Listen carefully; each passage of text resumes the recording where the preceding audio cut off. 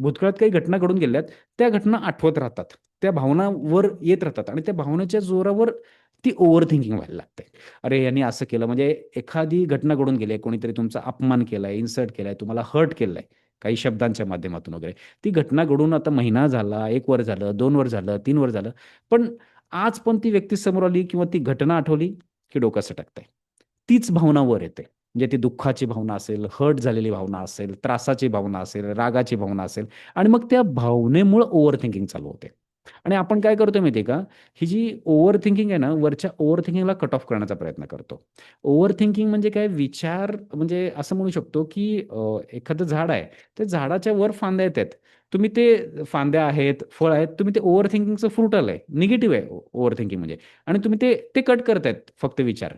पण मेन मूळ route cause काय माहितीये का, रूट कॉज आहे ती फिलिंग, ती भावना. एखादी घटना घडली आहे तुमच्या आयुष्यामध्ये भूतकाळात, तर ती त्या घटनेमध्ये अशा बऱ्याच काही घटना काही जणांच्या आयुष्यात घडल्या आहेत की त्यामध्ये काही निगेटिव्ह भावना, निगेटिव्ह, जसं की काही काही जणांना सांगतात की नातेसंबंधामध्ये काही वादविवाद झाले, ते झालेत, समोरच्याचं वागणं हर्ट झालेलं आहे, दुःख झालेलं आहे, वाईट वाटलेलं आहे.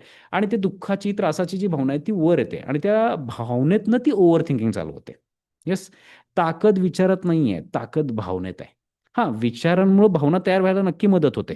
हा, विचार म्हणजे काय मी तुम्हाला सांगतो, इलेक्ट्रिसिटीची जी केबल असते, हा, तर ती केबल केबल म्हणजे विचार.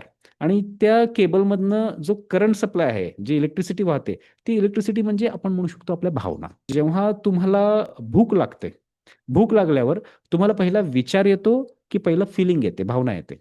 सर. हां, पहिल्यांदा भावना येते. नीट विचार करा. भावना येते पहिल्यांदा. येस. की पहिलं फील होतं. येस, बॉडीमध्ये. हां, पोटात. हां, मला भूक लागली असं फील होतं. आणि ती फीलिंग आल्यानंतर मग आपल्या मनात विचारचं होतं, हां, मला भूक लागली. मी आता काय खाऊ? मी हे खाऊ का ते खाऊ? जे काय ते नंतरनं विचार चालू होतं. म्हणजे पहिला भावना येते. जसं मी हे ह्या बाबतीत सांगतोय, भूक लागल्याच्या बाबतीत, तसंच बऱ्याच जणांच्या आयुष्यात भूतकाळात काही पास्ट पेनफुल मेमरीज आहेत.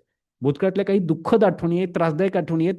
म्हणजे त्यांना ते विसरायची इच्छा आहे, पण विसरलं जात नाहीये. म्हणजे त्या ज्या पेनफुल मेमरीज आहेत, त्रासदायक आठवणी आहेत, ते आठवून आठवून आज पण त्रास होते. त्यांना ते आठवायची इच्छा नाही. त्यांना बुद्धीनं कळतं क्लिअरली की ते आठवायला नाही पाहिजे. हे क्रिस्टल क्लिअर आहे. सगळ्यांना कळतं निगेटिव्ह नाही आठवायला पाहिजे. पण ते निगेटिव्ह विचार नाही आहेत, निगेटिव्ह भावना आहेत. भावना म्हणजे काय, ते बीज आहे. ते भावनेतनं ते ओव्हर थिंकिंग चालू होते. आणि काय करतोय बरेच जण, की त्या ओव्हर थिंकिंगला कट ऑफ करतात. नाही, हे विचार नाही करायचं, मग स्वतःला कुठेतरी बिझी करून टाकणं. ते तात्पुरतं आहे. पण ओव्हर थिंकिंग तशीच आहे, ती भावना तशीच आहे. त्या भावनेला रिझॉल्व्ह करणं गरजेचं आहे, त्याला सॉल्व्ह करणं गरजेचं आहे.